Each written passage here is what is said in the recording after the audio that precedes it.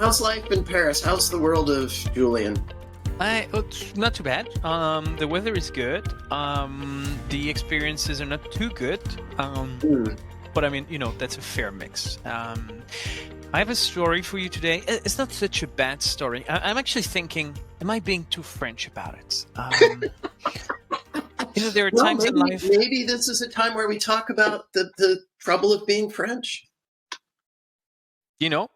that could be a session, or a series of sessions, more Yeah, like it or actually. a lifetime conversation. Well, you know what? I'm gonna spell it out, and you tell me if you think I'm just making too much of a fuss All right, about it. that's fair. That's fair. So I was browsing. Like, it's actually a funny story because I do it like every few months. I always browse on the internet to look whether I could get a cheaper phone package, or a Hmm. cheaper internet package, or a cheaper electricity package. And the same thing for insurance. Sometimes at night I just, hey, am I paying too much for my electricity? And then I would go on. Don't ask me why. That's a weird, one of the many weird habits I'm carrying with me. So I was online trying to look at electricity packages, and then I get through a few websites, and one of them seemed to have interesting pricing. Now, it's not too clear, so you need to talk to a sales rep to understand what that actually means in your Right, case. right. So far, so good. They happen to have digital sales rep, which I love because you know Hmm. how much I dislike having to call a phone number. So you could chat. So there's actually kind of a pop-up where you choose the channel you want, which, you know me, when you give me choice, I love it. And then they give me that choice, which is, do you want to pick the form, like a web form going through email, or do you want the other channel, which is a chatbot? Oh, And here I stop for a second, because being a CX person by heart, a marketing person by job, but a CX person by heart, really, I'm wondering, is chatbot a channel? What do you mean by that? Because you could actually plug a chatbot on pretty much anything. You could plug a chatbot on Twitter if you wanted. You could plug a chatbot on a messaging app. You could plug your chatbot on WhatsApp. you could do it on voice.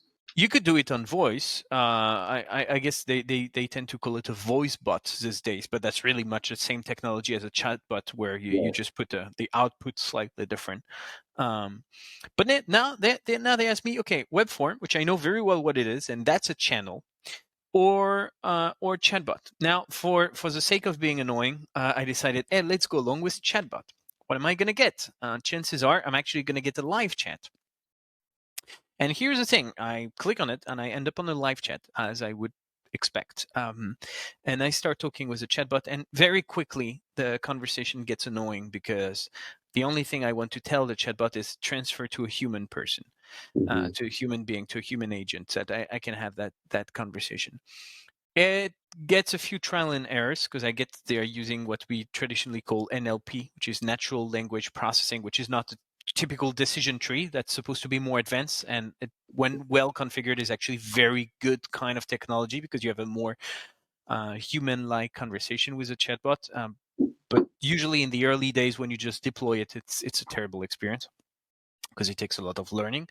And it took many trial and errors before I could get to a human agent, and finally get my answers, and get my get my questions some proper answers. And at the end of the day, I just didn't go with that company, because they were way too expensive when you start digging into the details. But long story short, the experience with the website was not that bad, was pretty clear. I love the fact that they give me an option, because too many times they tell you what you need to do: send us an email, give us a phone call. Now you got that option. I find it beautiful. So why am I whining again, are you going to ask? And I'm going to tell you. Where are you learning again? Exactly. So chatbot is not a channel. Chatbot is not a channel. I'm going to tell you why this matters. Chatbot is not a channel because a channel is whatever the chatbot sits on. Chatbot is a technology that's going to help answer part of the questions that your customers may have. I think chatbot is a beautiful technology because of many reasons that makes your customer service virtually available 24/7, even if your office is closed. It's going to remove some of the workload from your agents, because any simple question like, I lost my password, where to download my invoice, a chatbot can do it beautifully. You don't actually need a human agent to answer it. You can get your human agents to focus on something more insightful, more important, where they really have added value. And it simply reduces the cost of the contact center, generally speaking. It increases the speed because you get immediate answer instead of waiting for the next available agent. So, and even when the question is complex, it kind of pre-categorize, get the basic information from the customer, so that when the agent comes in, everything is ready. So why am I complaining about this? Because when you consider chatbot to be a channel, you kind of miss what is essential about channel. Channel is, how am I going to communicate, not who am I going to engage with. Now, if you mix up the two, you end up making the wrong decisions and having the wrong strategy for your customer service, which means having the wrong decision and the wrong strategy for your customers. Am I just being too technical and too annoying about it, or is there something right about what I'm saying here? Put some sense into that discussion, please, Max. I think my answer is both. I'm going to go back to wine. I'm telling you. Okay, that's right. We had our. Yeah, well, it's early for me. It's still coffee. Please. I think my number one strongest reaction to all of this, and why I think you have every right to whine all you want, is your two options were send an email, which is probably 48 to 72 hour turnaround time, which, I'm not going to buy your service if it takes me that long to get the details of the pricing. And if that email comes back with a slight misunderstanding of my questions, another 2 days to get another answer. I hate email and I think that you fair calling that a channel. What was chilling to me was there was that option, and there was speak to a chat bot. And that, to me, I can't imagine what self-service I can do with a chat bot that I couldn't do on the website. By the time I've gotten there, it's a better user interface. It's more visual. Maybe I will happen to write it in a question in a way that the system will understand it. But so I think you're absolutely right, because you were given horrific escalation options. Now what I don't know is if they were very clear and they just said, speak to a chat bot. They didn't lie to you. They didn't misset an expectation. But I do totally agree with you.